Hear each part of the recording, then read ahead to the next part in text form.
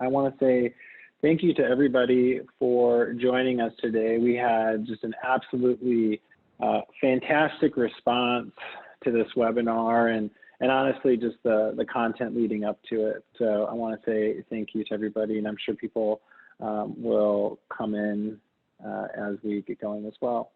So just if you go to the next slide. Great. So why did we do this webinar? I mean, honestly, there's a lot of different people out there giving content around COVID-19. This has been just an absolutely impactful event that has impacted everybody. And so, you know, we want to be here to help. We are a public benefit corporation. Core to our mission is helping small businesses. We all got into this as founders with that idea in mind, and you know, seeing what's happening out there, it's you know, it's really impactful for us, and so we're trying to help any way we can. So we sent out a survey, as you know, last week, Friday, and had 800 people respond to that survey. So you know, that told us that there are a lot of people that really were kind of eager to hear from us and to learn more about how to navigate during this time. And so, you know, we are in a new reality. That's like the best way to think about it. I mean, obviously, if you look around, people are social distancing and shelter in place, and, you know, life has changed, at least for today. And so a lot of what we're talking about is, you know, what does this change look like for your business? How can you adapt to what's going on? And also what kind of options are available for you as a small business owner. I mean, you know, there's a lot of news out there, and, you know, the CARES Act just passed, and with that, there's a lot of different loan options. So we'll talk about those and tell you how to get answers to those. We've created a resource center, and we're going to put a link, share a number of links out to everybody after the webinar, and in that obviously will also be the webinar, or sorry, the resource center. So it'd be great for you guys to look at that. There's a Q&A feature. If you look at the bottom of your screen, one of the things you'll see, it says Q&A. If you click on that, you have the ability to ask a question. So if you have questions, ask them at any time. We're going to leave what we hope to be 20 minutes at the end to answer questions. And so please ask at any time, and then we'll answer them at the end. Next slide. So you're going to hear from a few different people today. We've been very busy doing research. We looked at all the different things that you guys were interested in hearing about and tried to group those into topics. And within those topics, the first thing that we're really excited to announce is our grant. You probably heard about this through the email, but you know, these are $1,000 grants. Shanaz will talk about this. She's our Chief Operating Officer. Then we're going to go into information about the virus itself. How does it spread? How can you protect yourself? So Melissa's going to talk about that. JC, and she's the head of human resources. JC Glancy is going to look at and share with you information about the government, the CARES Act, the different funding options that are available to you. Also non-government funding options that are available. So other places where you could potentially get money from, or like free advertising credits from, things like that. He's the head of product marketing here. And then really core to like, what should you do to operate your business right now from a business standpoint? Like, what business are you in, you know, and how are you thinking about how to, you know, kind of thrive in this environment? And that's what Ross, our Chief Executive Officer, is going to talk about, and, you know, talk about some strategy and some decisions that you could make as a business. And then I'm going to finish off. My name is Ryan Pedalak. I'm the Chief Marketing Officer, and I'm going to talk about marketing and customer service. And I'm also going to be your kind of MC for it tonight. With that, I'll hand it over to Shanaz.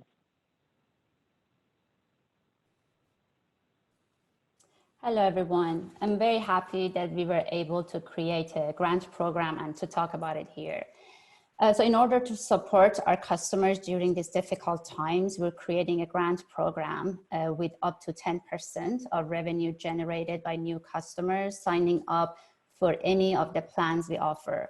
There will be $1,000 grants and will be given to a selection of customers who apply. This is not limited to new customers. So all customers, regardless of how long you've been with us, if you have an active recurring subscription, you can apply. We are working on the application and we'll make it available as soon as it's ready. Our goal is to keep the application very simple and to ask a few questions related to your business, which will help us in the selection process.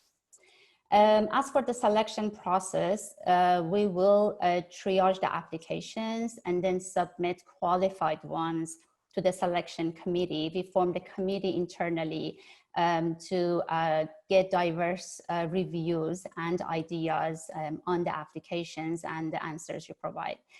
So all the committee will review and will finalize the grant recipients for the month. And we will then notify you by email. Next.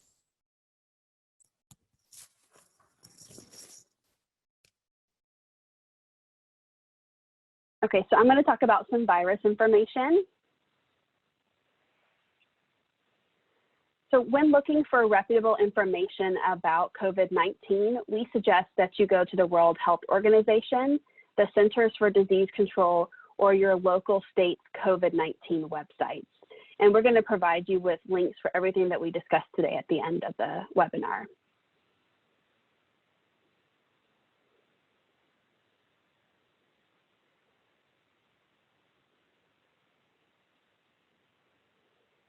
Can we go to the next slide? So how long does the virus live on outside surfaces? So the scary part is that it can live up to 9 days on surfaces such as glass, metal, and plastic at room temperature. It can be detected in aerosols for up to 3 hours, on cardboard for up to 24 hours, and on the soles of your shoes for 5 days or more. So that's why you hear a lot to disinfect and to wash your hands repeatedly. And this is according to the infectious disease expert, Mary E. Schmidt.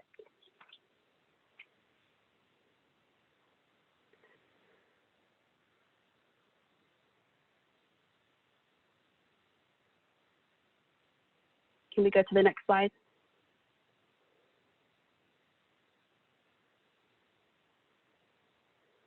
So testing information, decisions about testing is made at a state and local health department level or by your individual physician. Not everyone needs to be tested for COVID-19. And if you have symptoms and want to be tested, you need to call your state, your local health department, or your doctor. And you can visit the US state-by-state COVID-19 link that we'll provide at the end of the webinar. Next slide, please.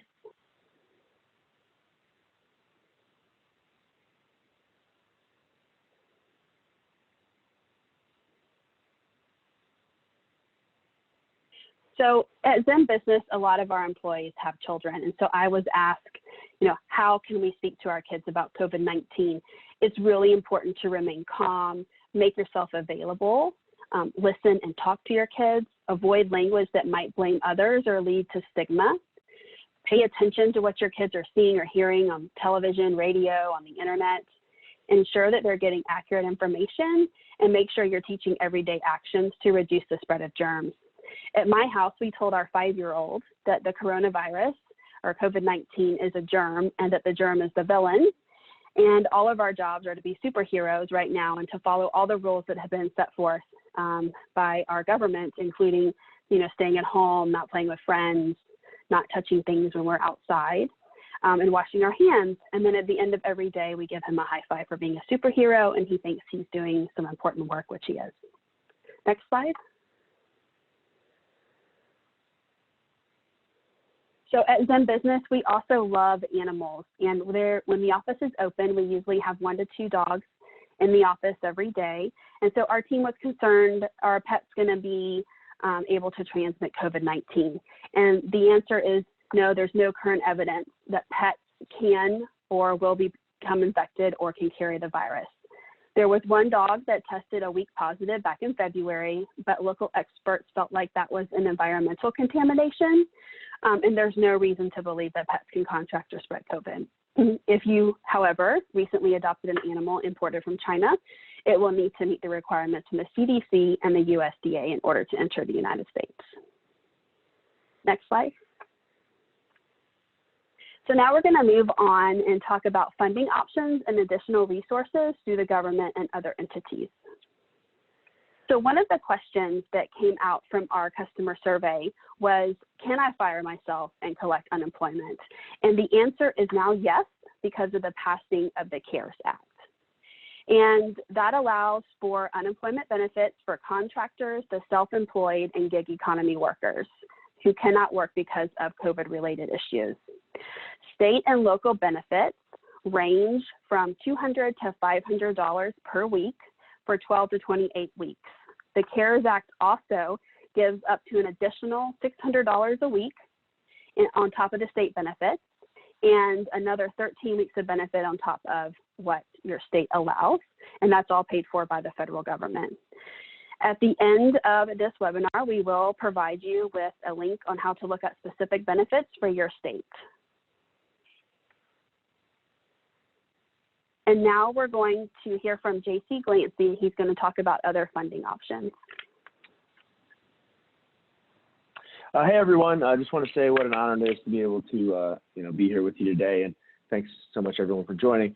And I know there's a lot of questions already in the Q&A about the government and grant programs, and I'm trying to get to those as fast as I can to answer all of your questions. So please, bear with me as I do that. Now, I know there's a ton of questions out there related to how can you get grants and government funding for your different small business, and the long and short is that the guidance is changing on a daily, sometimes hourly basis, and up to the point where I was still updating the guidance in the slides up until the time that we started this presentation right now. So I know a lot of you have a lot of questions, and some of those still remain yet unanswered, even from the government itself. So as we get more info, we will provide that to you as quickly as we can. So there's two main primary types of government assistance available.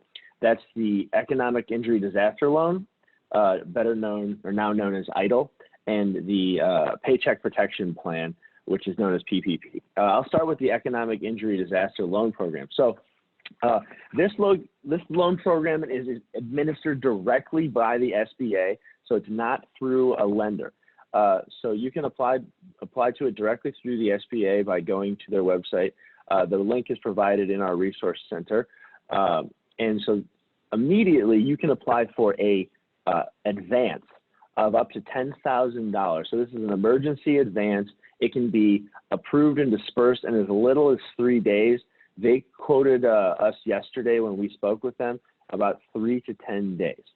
And that $10,000, according to the SBA Gov website, there is no repayment of that at all. So it is essentially a grant in the true sense of the word.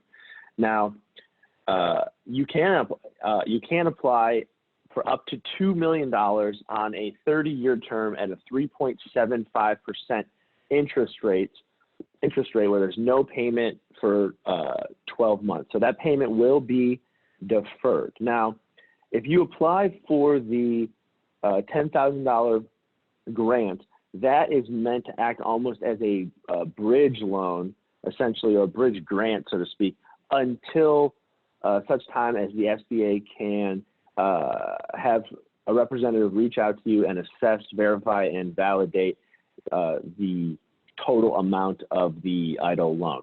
And they're saying to us that that will be within 45 days of when you applied for it. So couple different things to note. You must have been in business before January 31st of this year. And if you take under $200,000 of this loan, there is no personal guarantee. Now, I went through the application process myself just to give you guys a little insight of like how cumbersome it might be. Turns out it's actually very, very, very easy and simple. It's about a 4-step process that took me around 20 minutes to get through. And essentially you answer some disclaimers, essentially that you have under 500 employees and that you're not up to any nefarious purposes with the money. And then you'll provide your business information and the owners, just like you did when you formed your company with ZenBusiness. It's almost the identical information, as well as a little bit of information about your cost of goods sold and some other financial information. But no P&L documents or any other accounting statements are needed. And then you'll provide your bank account and routing number, and then you're applied. And from what I can tell, that money will, if you're approved, will show up in your bank account in as little as 3 days. The next funding program that's available to you is what's known as the Paycheck Protection Plan or program, and it's under the CARES Act. This is the $349 billion that's part of the CARES Act that's earmarked for small businesses. So tomorrow is the first day to apply. So April 3rd, 2020 will be the first day you can apply. The guidance, since we've even put this on the website, has changed for the term of the loan. It used to be $10 million over the course of 10 years at a 4% interest rate. As of today, it is now a loan for up to $10 million at a max interest rate of 0.5% over 2 years. Now, that payment can be deferred for 6 to 12 months. Now, this, as the name kind of suggests, this is a jobs first program. So, it is meant to protect and maintain your employees and support payroll. So, these loans can be forgiven up to 100% of them if you maintain, the criteria that they set out. And that's specifically the way that starts is you need to keep 100% of your employees on the payroll for 8 weeks at their full 100% pay. So for every percentage less that you may bring people's pay down, if 25% or 50%, that can affect your ability for forgiveness on the loan. Now, people ask, what can that be used to pay for in terms of forgiveness? Things like payroll, mortgage interest, rent, and utilities. And all the utilities, rent, and mortgage interest had to have started before February 15th. So this loan will be administered by lending institutions that are partnered with the SBA, but in terms of this, they've told us it's essentially every bank that's out there that's FDIC insured. So there's no collateral, no personal guarantee, and there's no prepayment penalties with the Paycheck Protection Program. So I'm sure there's going to be more questions around that, and I'll be happy to answer those during the Q&A. In terms of the CARES Act that passed last week, we all know, I think we've all probably heard by this point, it is a $2 trillion program, meant to inject economic stimulus into the United States economy. And out of that, two parts, really stuck out as relevant to, you guys and our customers. And that was the $560 billion that was earmarked for individuals. So every individual that has earned less than $75,000 is eligible for a check of up to $1,200. And then they can be eligible for an additional $500 per child. It's based on your 2018 or 2019 tax returns. So theoretically, a family of four, could be eligible for up to $3,400. Now, there is a sliding scale above $75,000 to $99,000 where you may be eligible to receive some portion of that $1,200, but not the full amount. And then the other part of the CARES Act that was relevant, I think, to you guys was the part for small businesses, and that was a $377 billion program. So $10 billion of that goes to the emergency grants. These emergency grants will fall under that EIDL $10,000 advancement that I mentioned in the previous slide, as well as $349 for forgivable loans. That $349 is the payment protection plan, and then there is an additional $17 billion of relief for existing loans. So folks that have existing SBA loans, they now have the ability to have them be, relieved or deferred in some sense. And then in terms of non-government program funding programs that are out there, there is a ton. There's a whole slew of them. There's lots of local and state programs. But in terms of the ones that are probably the biggest, Those would be the ad credit programs from the likes of Facebook and Google. Facebook has a small business grants program for up to $100 million where they've pledged $100 million in cash and grants for up to 30,000 small businesses. And then Google has an $800 million commitment where $340 million of that is reserved for ad credits for SMBs. And then other funding resources of note is Kiva. Kiva is an organization that we actually work with at ZenBusiness, and we donate to donate to every year. Right now, they have 0% interest loans that are available on Kiva for people affected by COVID-19, and then the Freelancers Union Relief Fund also has a program for freelancers where they can get up to $1,000 to cover lost income. So we'll transition over to running your business. Great. My name's Ross Berdorf, and I am so grateful to have all of you guys on the phone today for this webinar. And the way I think about scenario planning, and this is not theoretical, this is literally the way we did it for ZenBusiness when this global crisis came along. So, you know, we're a medium-sized business, but we have the same impact that this crisis has had on you guys. And I really think of it in three parts. First is really you need to take an honest assessment of your business. And I break that down into, you know, how much cash do you have on hand, how many customers, and then of course your cost, and Shanaz will dive deeper into that. And then is, you know, it seems funny, but is your business growing or is it shrinking? There are some businesses that are growing. There are some businesses that are hiring right now. The grocery stores, for example, anything in the medical industry, anything around, you know, people working at home. So I think there is some opportunities out there. And I really think there's three opportunities for small businesses or businesses in general, which is, you know, do nothing, deep freeze, which is, you know, what Denmark did with their economy. Their plan is, you know, let's just stop everything, and then when this crisis is over, I'll just pick business up, back up, and go from there. Or there's really what is definitely happening in the U.S. right now is the transition and transformation. I think both with the you know, our form of government and a free market economy, that we're really going to be going through a transition. See, next piece, JC. And so after you've done that honest assessment, and I think the key is the honest assessment. Make sure what you're up against. Then I go into, you know, let's get into a defensive posture after I've assessed the business. And what we're trying to do here is really get into this worst case planning scenario where you want to reduce the risk in the business. So what is it that we need to do to make sure that we can make it for the next 18 months, 24 months, 3 months, 30, 60 days, you know, whatever your time frame is, but get into that worst case planning, because if you don't do this planning, then you don't know where you move up from. And in this planning, I would be conservative, be very conservative. You know, hey, if you think your business is going to be down 30, 40, 50, you know, 80%, then, you know, put that in there and maybe put in even worse.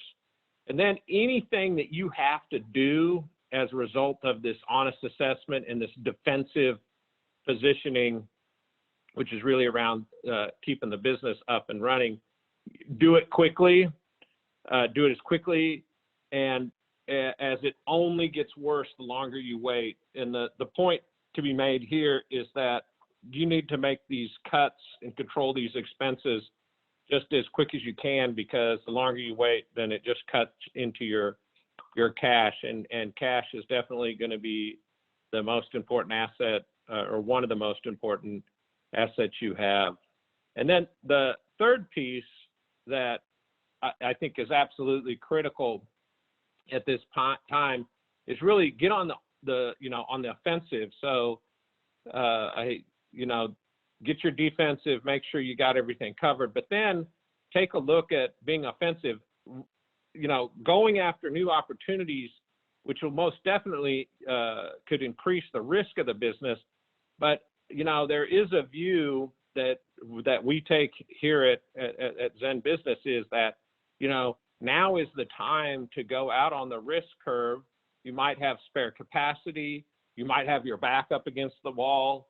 And, you're really running a lean business here. Now is the opportunity to go after those things that you thought, geez, I'm not going to do it now because my business is running well. I don't want to upset that. This can be a real opportunity to go out and test these new opportunities as best you can. Of course, you got to keep the bills paid. So this can be hard, but it is an opportunity to do that. And then, of course, pivoting from offline is very pertinent advice here onto an online business. And then look for other, innovative ideas you can pivot income streams. So, in our case, and I think in a lot of cases, is there adjacencies that you can get into that make a lot of sense? So we've seen in our hometown in Austin, Texas, a lot of restaurants have become, curbside pickups, certainly for food, but curbside pickups also for groceries. So, they've pivoted to, you can order online and then go pick up the groceries. A lot of delivery services, a lot of, mail forwarding services. There's all these services that support this new environment that we're in, which is really part of this transition and transformation phase that I think we are in the economy. And this is going to be with us, for quite some time. And so it's the sooner you do this, the better you are. And the sooner you start testing and trying these new ideas, the better off you're going to be. And then, I'm sure you've seen all of this stuff. I'll just go through it quickly. You're going to be operating virtually. We moved our entire staff almost a month ago now to working from home. It's not easy, but you can do it. We're meeting over Zoom right now. I think it's important that you get out on the web so people can see you, a website with all your info, contact information, appointments, so that this is the way most people are going to communicate with you and interact with you. Business email, phone numbers, video conferencing accounts. We use Google G Suite and Zoom. There's also voice and meeting tools out there. There's a whole bunch of stuff. Accounts for accepting and tracking virtual payments. So Stripe, PayPal, Venmo, Zero, all these technologies are out there that you can integrate into your website, or you can take over the phone or email. And then, of course, Ryan's going to spend some time talking about social media, but you want to really engage social media right now to drive up new business and be in contact with your customers. Thanks. Pass it over to Shanaz. So I'm gonna maybe repeat some of the stuff that Ross was talking about, but also dig a little deeper in some of those areas. So as far as like your focus right now, really keeping your business alive should be your main focus. You'll be making very difficult trade-off decisions. As a leader, you'll be forced with many difficult decisions. So your goal should be to maximize cash during this crisis. So expect that your cash inflows from customers may be delayed while they react to what's happening in the economy. Be transparent with your customers and consider how much time you'll have at your current expense level to keep your business in operation. So you should try to minimize expenses to a point where you have, enough, like extend your runway as much as possible. I don't want to give an exact number of the number of months or days, but try to extend it as long as possible. And then search online and talk to other business owners. My experience always been like the more people I talk to, or the webinars I attend, the searches I do online, I'll find something somewhere that I didn't think about, and it's gonna be super useful and helpful for me to go use in my practice. So as far as like managing revenue and cash, it's important to see how you can still have revenue and how to keep increasing your cash. So the first thing you want to do is get a spreadsheet and record all of your current and future expected revenue. And you do want to do this at a monthly level to get a really good look into how much money is coming in and how much is going out.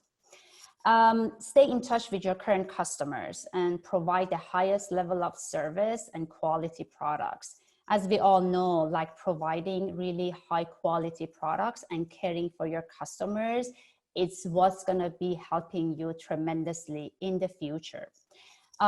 Send invoices more frequently and early rather than like all at once. As you know, like everybody's in the same situation. So if you have big invoices that your customers need to pay, it's probably super useful to them if you break it down, make it into multiple payments. And that way you're taking in some cash on a regular basis rather than waiting too long to take in the whole thing.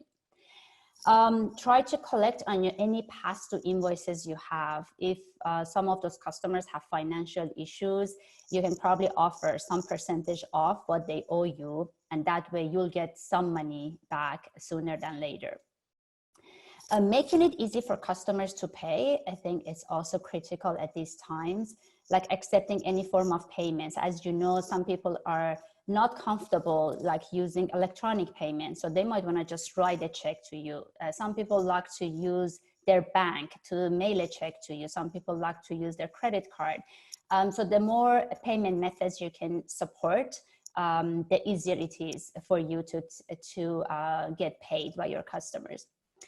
You can look at loans and borrowing options. JC talked a lot about that as far as like what the government is, or Small Business Administrations is offering right now. Probably a good number of you can take advantage of those. So definitely go ahead and do so. And then if you have to take in a loan or borrow, make sure you understand all the terms of the loan. And keep in mind that the loan won't fix any business problems that might be causing cash flow issues. So be like really smart on the reasons that you're taking on a loan. If you have employees, like meet with them and see if they have ideas on how to boost revenue. And another option of adding to your cash is maybe like selling items currently you're using at your business that may be not essential to your business at this point.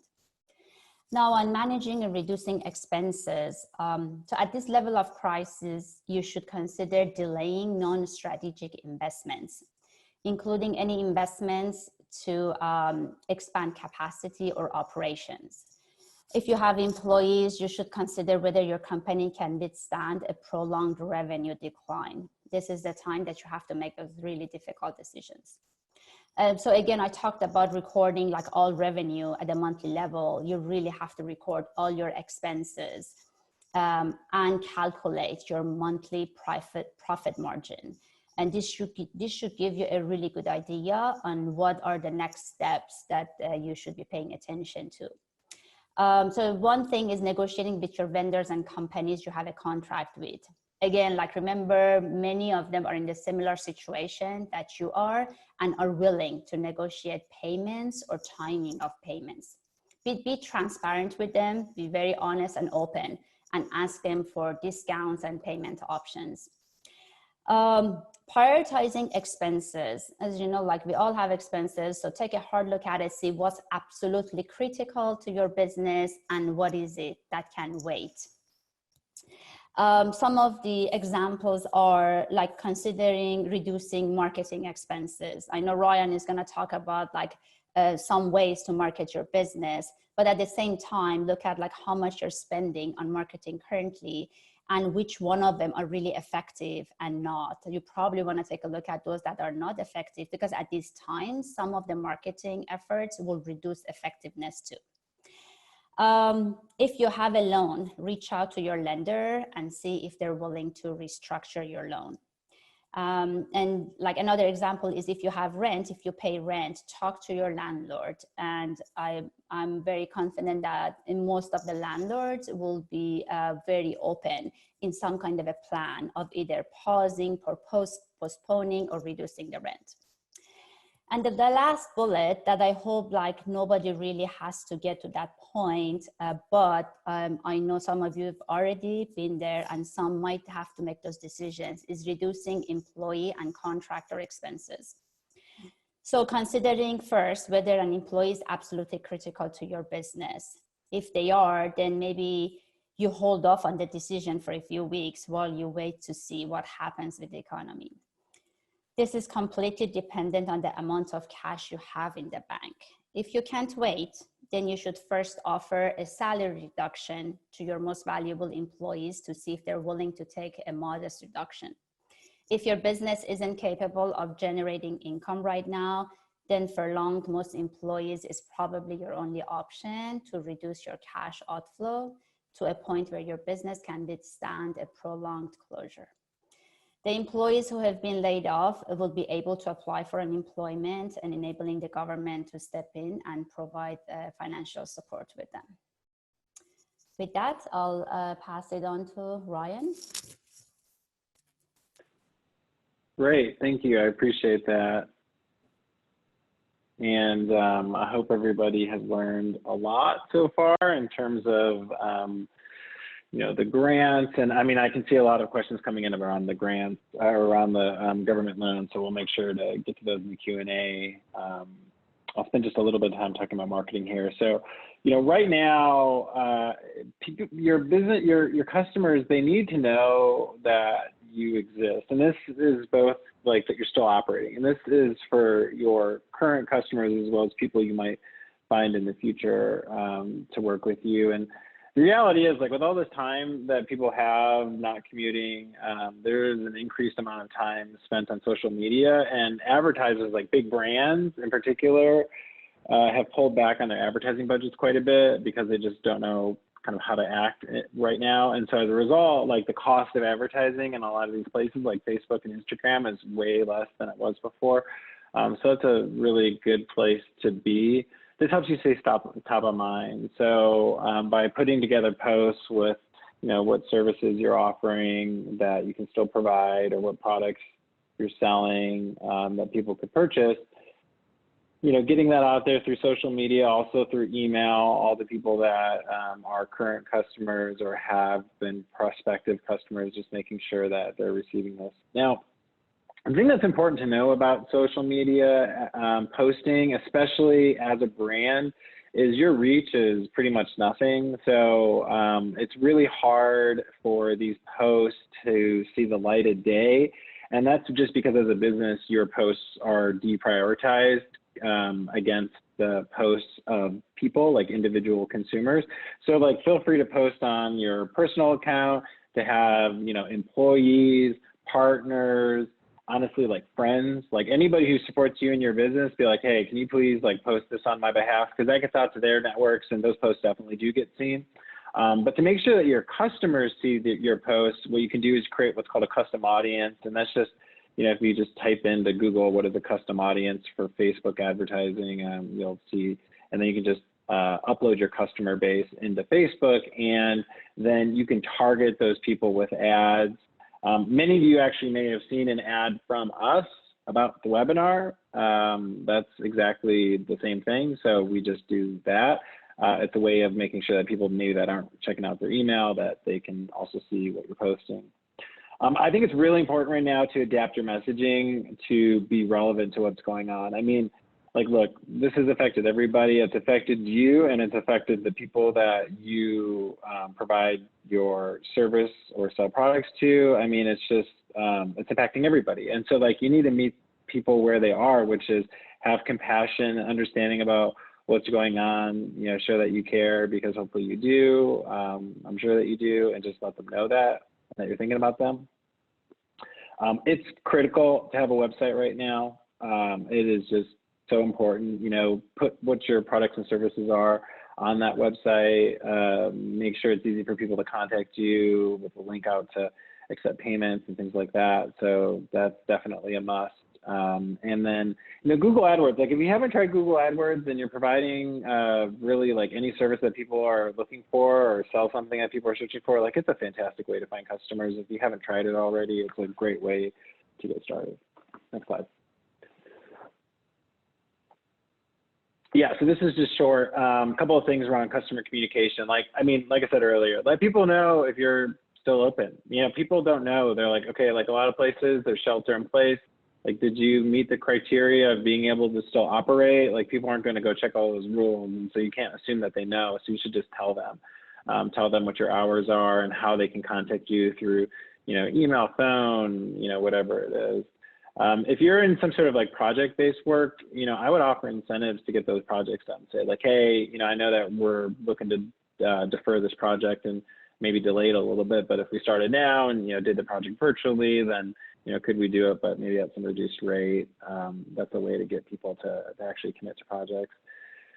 And then, you know, if you need to go in people's homes, like definitely proactively communicate that you're going to be social distancing, that, you know, you're going to wear gloves, that you're going to keep your distance, that you're going to be respectful of their space. This will help increase their comfort of you entering their home or being around their home, and make it easy for people to schedule with you. You know, online scheduling tools, there's a bunch of them out there that can make it easy. Now to the Q&A. So I just want to say thank you to everybody who has made it this far. Like almost nobody's dropped off, which is great. So hopefully you've learned some things. You know, there have been a bunch of questions around the loan program and the grant program. I'm going to start, Shanaz, with you with the grant program, just because this came up and there was really just like one or two questions around this. And so in particular, Shanaz, the question that, you know, came up was around more detailed criteria around what we're looking at when people are applying, like maybe some of the application questions we'll be asking and some of the things that we're looking for. So maybe we can talk about that. Sure.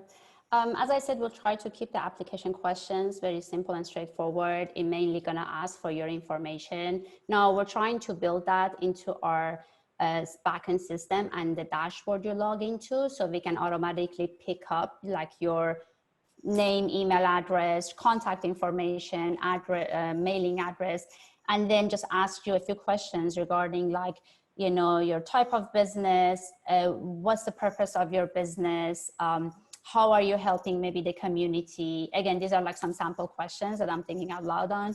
But it's going to be just a very few basic questions. And we know there's going to be a lot of applicants, and then we have to make those hard decisions based on the availability of the grant on a monthly basis. So we're going to do this on a monthly basis.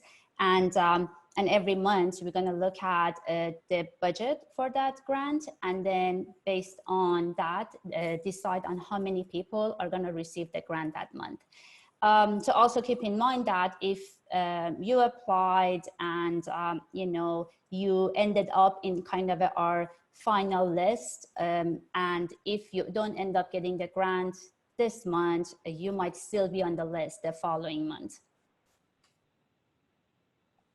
Great, thanks. Yeah, I appreciate that. And someone asked a question around, you know, when we're going to get started. And, you know, the answer on that is that we're working really hard on it. I mean, getting a program like this off the ground is not just so straightforward. So, you know, we're doing it, and we've gotten all the legal terms and conditions together, and now we're getting the page together on our site so you can actually go in and finish the application. So a lot of people went to the site, they expressed their interest, they just, you know, gave us their name and email, which is great. Like, I'll be reaching out to all of you to ask you to go and submit a formal application, and we'll email everybody out letting them know when that's the case as well. So we're working diligently on it. It's probably, to set expectations, a few weeks to get that together, but you know, we're working really hard on it because it's very important to us. All right, with that, JC, I'm going to turn it over to you a little bit. We have just a ton of questions here around the loan program, and just really like in particular the EIDL program. And so, I know you've been reading some of these questions here, and, maybe you can just, talk about what some of the questions were and maybe some of the answers that you know of. Yeah, so, thanks for all your interest in this, guys, and I definitely want to be as helpful as possible. Most of the questions are answerable. Some there's still, question marks in the air just from the government itself that they don't even know or have given us the guidance to yet. So I'll pay attention to those and try and give answers to those when I can. But kind of the patterns that emerged was, well, first off, we, Ross and I and a few others spent an hour on a call with someone from the SBA yesterday going through everything in detail. And, we've come to the conclusion that our recommendation for our customer base is that everyone, regardless of if you're making revenue or not, should go and apply for the EIDL advance. So that's the $10,000 advance. So that's the one that can be administered in 3 to 10 days. So whether you have made revenue or not, if you've experienced any form of loss at all as a result of the COVID-19 and coronavirus economic disaster, then you should. We highly recommend that you go and apply for that, and sooner the better. Now, with that being said, you don't have to then go and accept the larger EIDL loan if you do not want to. If you do and you want to go through the process, that's fine. Again, that's a up to $2 million loan, 30-year term at a 3.75% interest rate. Some people ask, can I apply for both? Can I apply for both the EIDL loan and the PPP loan? And the answer is yes, you can. The only stipulation is that you cannot use the money for quote unquote double dipping. So if you're going to apply for one and you intend to use that for payroll, you need to use that loan for payroll. You cannot use that loan and the PPP for both for payroll. So so you can apply for both, but you cannot use the money from both to essentially double dip and pay for the same thing. Other people ask, is the PPP a loan or a grant? And the answer is it depends. And it depends on how you utilize the money. So like I said, 100% of the PPP can essentially be forgiven, which then turns it into a grant. But that's based on how you use the money. And the main way and the incentivizer for this from the government is for you to use that money for payroll and to keep your people employed. Now, I know some of you probably don't have tons of employees, and you're using that money to essentially pay yourself. And from everything we can tell, that is acceptable as well. And a couple other of you have applied for unemployment, but you are concerned that some jobs may come through while you're collecting unemployment, and what effect does that have on your unemployment status versus the grant? Now that still remains unclear to us, and I haven't heard any concrete news to be able to share with you there yet. But it is something that we are tracking and will focus on, going forward, because I know a lot of people filed for unemployment kind of right away, and now they're seeing that they have options. My assumption is that if you were to get one of the EIDL loans, you could essentially not collect unemployment anymore. And then some of the other questions that popped up. Does the company have to be a certain age to apply for the grant? Yes. So in order for you to apply for let me put this into two parts. The grants from the federal government, you have to have been in business before January 31st of this year. The grant from ZenBusiness is available to all of our customers. So there's no age limitation there. So new and old. Yes, we will send out the slide deck after the after the webinar is finished. If you want to transition, Ryan, I'm gonna read through a few more of these questions, and then maybe we can come back to me in a second. Sure, absolutely. Yeah, and thanks for that. I mean, there was a question that came up here that I think is probably something that would be pretty commonly asked, which is, I'm a single owner, single member LLC. I don't give myself a formal paycheck. Can I still apply for the emergency advance? And JC. Yes. Yes. Yeah. The answer to that is yes. So this program, the EIDL specific program that we're recommending everyone apply for, there are really no stipulations or caveats other that I can tell or that I've been told, other than you had to have been in business before January 31st. So if you are, a single member, single founder, single owner, and you're not paying anyone, but you have a business and you've been in business since before January 31st, it very, very much appears to us, and what we've been told is that you can apply for that. And another very, very important thing to note, and someone asked, is they have more than one business. Not only can you apply for your one business, but if you have more than one, you can apply for all of those. So if you have 2 or 3 different LLCs or businesses, you are eligible to apply for each of those individually as well. Okay, thanks. I appreciate that. I'm going to turn it over to Melissa. Melissa, there were a few questions in here around unemployment, as you probably saw, and something like, I applied for unemployment, but I was only approved for $200. Would I get additional money from the CARES Act? The questions like this, and so maybe if you could talk a little bit more about that. Yeah, so the CARES Act was just signed into law last week, and so a lot of states are scrambling right now to up their systems. Number one, just for the demand, right now, the volume of people that are coming in, and number two, they've got to start complying with this new law. And typically when new laws are put into place, there's a lot of time, like usually a year, for agencies to be prepared for the influx of the law and of new people coming in. So everyone's scrambling right now. So I would say, I know it's hard, but try to be patient as states are ramping up. And from what I can see, they're all trying to do that. So I suspect that if your unemployment was approved prior to the CARES Act being passed, that you will be eligible for some additional funds. And I would check back in with your local state level to see what may be available to you. Another question I got was, do I have to temporarily or permanently close my business in order to file for unemployment? I don't think so. I have not seen anything that makes me to believe you would have to close your business. They're going to ask you to provide data to show that you were having income in some way, wherever that was coming from, over typically 4 or 5 quarters. It just depends on the state, the last 4 or 5 quarters.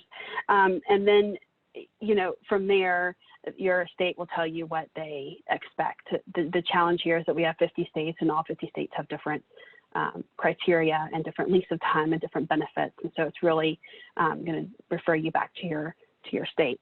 But traditionally, I do want to say the unemployment offices are keen for you to get back to work. And so they typically work with you if you have the opportunity to have a part-time job. Your benefits may be stretched out longer if you're able to work part-time and then collect some other benefits.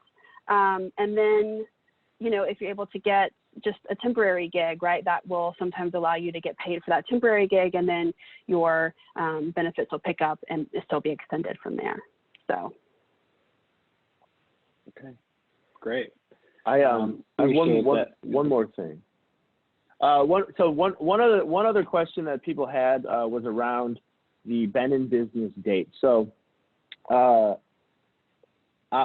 called and I spoke to the SBA actually about this. And so for those of you out there who maybe were sole proprietors or ran your business, before you actually formalized it and, formed an LLC or incorporated it, you can use, that date, the date that you started the business. Let's say you were, a freelancer for 6 months and doing project work for people before you actually formalized the business, using ZenBusiness.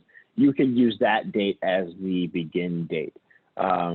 So obviously there's some interpretation there, but if you feel like you've been in business since before the quote unquote first date of disaster, which is January 31st of this year, then you can use that date on the application in order to be eligible. Hope that helps. Great. Yeah, that's helpful.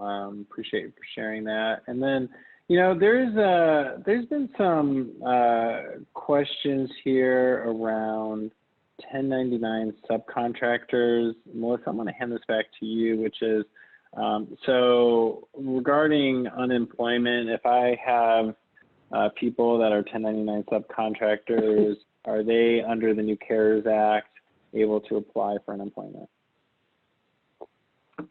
So the answer to that is yes.